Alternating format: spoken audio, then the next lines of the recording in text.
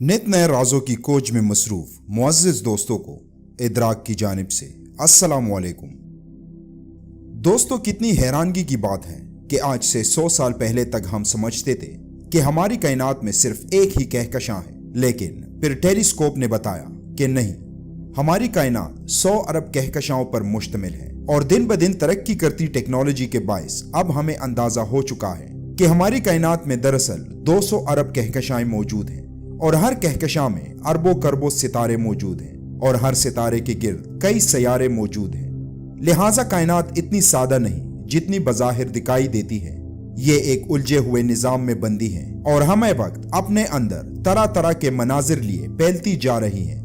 कायनात की पहेलियों को समझने की खातिर 41 साल पहले साइंसदानों ने कुछ खुदकुश मिशंस को खला की तारीकियों में भेजने का फैसला किया। खुदकुश इस खातिर क्योंकि ये वन साइडेड गैर इंसानी मिशंस थे जिनका मकसद कायनाती समंदर में गर्क होकर इंसानी बाकियात छोड़ने की अदना सी कोशिश करना थी। खला की तारीकियों में भेजने जाने वाले स्पेस क्राफ्ट्स में Pioneer 10, Pioneer 11, New Horizon, Voyager 1 और वाइजर 2 शामिल हैं। अब हमारा राब्ता न्यू होराइजन, वाइजर 1 और वाइजर 2 से रह गया है और अंदाजा है कि अगले 7 सालों में ये भी हमसे नाता तोड़ देंगे। वाइजर 1 और वाइजर 2 ने 1977 में जमीन से सफर का आगाज किया। 2013 में वाइजर 1 ने निजाम शमसी के किनारों को पार करके निजाम शमसी से बाहर निकलने वाली पहली इंसानी मशीन होने का एजाज हासिल कर लिया और 5 अक्टूबर 2018 को नासा ने ऐलान किया कि वाइजर 2 भी हेलियोपोज निजाम शमसी के किनारों से निकलने वाली है, जिसके बाद निजाम शमसी पार करने वाली मशीनों की तादाद 2 हो जाएगी। इस तारीखी मौके पर अक्सर ये सवाल जहन के दरीचों पर दस्तक देता है कि निजाम शमसी के किनारों पर क्या है। क्या कोई दीवार नुमा बाउंड्री मौजूद है जिसके बाद हतमी तौर पर कह दिया जाता है कि अब निजाम शमसी का इलाका खत्म हो गया है और बकिया कायनात का इलाका शुरू हो गया है। हमें मालूम है कि हमारे सूरज से हमें वक्त इलेक्ट्रॉन, प्रोटॉन और दीगर ज़रात का अखराज होता रहता है जिसे हम सोलर विंड कहते हैं। सूरज से निकलते हुए उनकी रफ्तार बहुत ज्यादा तेज यानी 400 किलोमीटर फी सेकंड होती है, लेकिन एक खास फासले पर पहुंचकर उनकी रफ्तार घटती जाती है। उनकी रफ्तार कम होने की वजह इंटरस्टेलर मीडियम होता है। ये हाइड्रोजन और हीलियम पर मुश्तमिल गैसेस हैं जो सितारों के दरमियान खला में मौजूद हैं। सूरज से निकलने वाले सोलर विंड्स को इंटरस्टेलर मीडियम रोकने की कोशिश करता है। ये ऐसे ही हैं जैसे आप नलके को खोलें तो सिंक में पानी की धार जिस जगह गिरेगी वहां पर इंतहाई तेज रफ्तारी से पानी फैलेगा, लेकिन एक खास फासले पर पहुंचकर पानी का प्रेशर कम हो जाएगा और वहां दायरा नुमा जंप बन जाएगा। बिल्कुल ऐसे ही सोलर विंड की रफ्तार बाहर मौजूद इंटरस्टेलर मीडियम के बायस आहिस्ता आहिस्ता कम होना शुरू हो जाती है।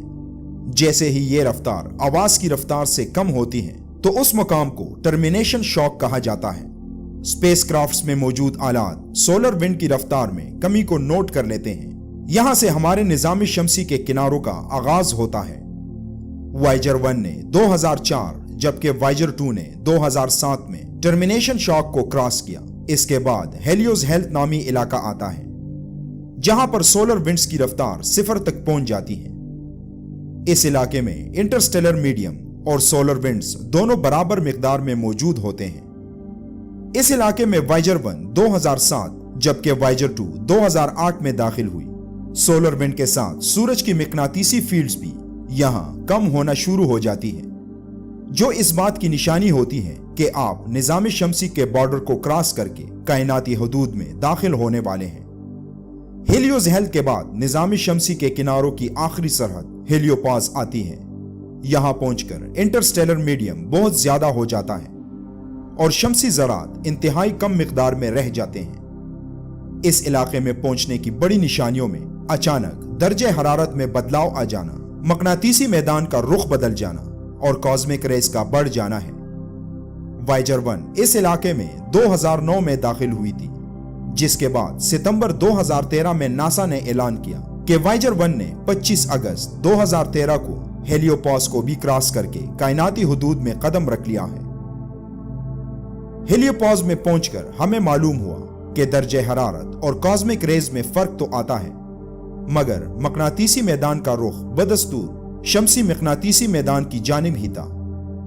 5 अक्टूबर 2018 को नासा ने ऐलान किया कि वायेजर 2 वैसा ही डेटा भेज रहा है जैसा वायेजर 1 ने 2012 में हेलियोपास को अलविदा कहते हुए भेजा था। चूंकि दोनों स्पेस क्राफ्ट्स को तकरीबन एक ही वक्त में मुख्तलिफ डायरेक्शंस में लॉन्च किया गया था,